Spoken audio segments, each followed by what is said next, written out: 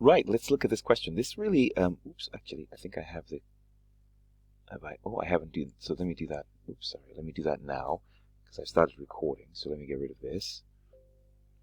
No, let's just take a screenshot of this, so I can write snipping, because I've started recording, so we'll just carry on.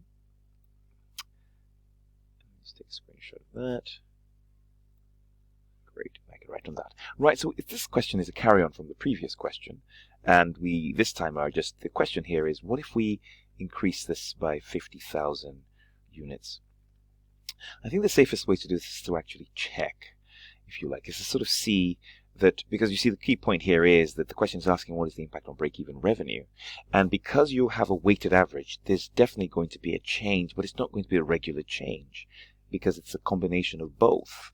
So these two definitely will be wrong, because we're dealing with a new C over S ratio that's not a regular increase. There's just no way you can have this nice, neat attachment on, because you're still selling it in that ratio, in that combination. That is the assumption of selling things in the combination of F and G. So technically, that is wrong.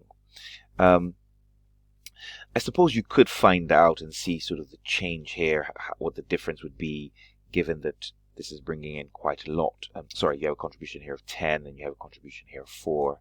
But I think it's safest to just do it, just to be sure for yourself. So what you really have here, again, is a new scenario where you have C over S, where you have 10 times 150,000 items, of course, plus 4 times 150,000 items, divided by, of course, 40 times 150,000 items, plus 20 times 150,000 items. So what you have is 1.5 million plus 600,000, divided by, you can already see here, 6 million plus, this is 20, plus 3 million, no, sorry, I have 20 times 150 items, yes, plus 3 million. So what I now have here is 2.1 over 9, 2.1 over 9 million, which comes to a 2.1 divided by 9 million comes to 0.23. So I have a completely different, if you like, C over S ratio.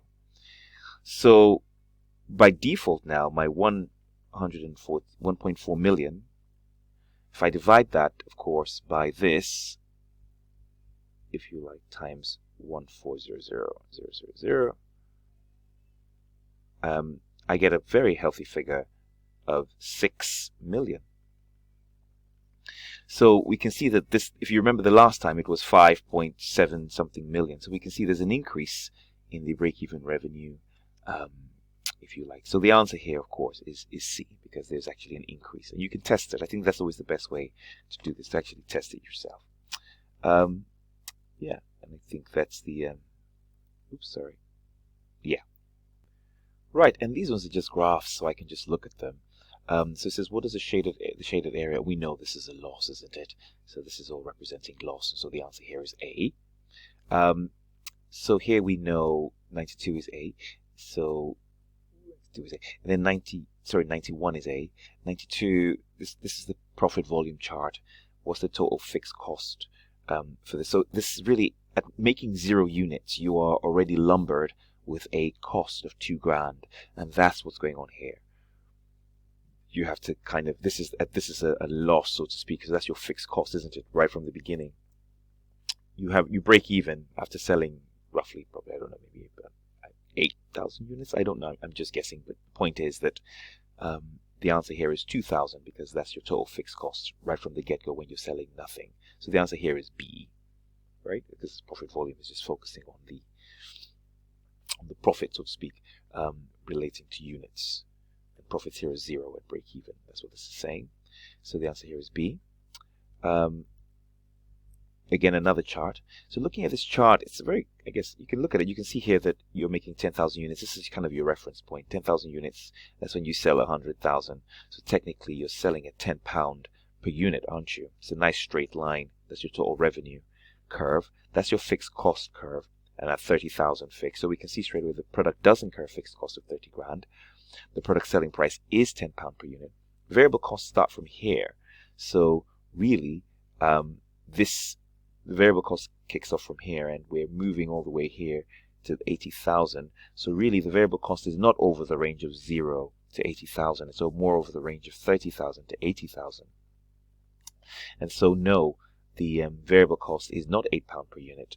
I would argue it's more £5 per unit because it's over that range of 50,000 over 10,000 units as well. So, well, this isn't even at 10,000 units just yet, but you could push it in that direction. You could argue by the time it gets there, it would be.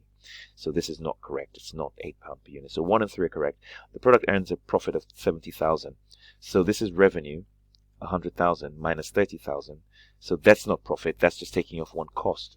You haven't taken off the variable cost yet to actually decide what profit is. So 4 is wrong as well. 70,000 is not profit. 70,000 is just revenue minus fixed costs. We still need to take off variable costs to consider profit. So in effect, the answer here is just the first answer and the third answer. Yeah, I think that's let me see. I think that's there's a number of questions to stop, and then I'll tackle the last set. Yes, I'll tackle the last set of questions in the last video.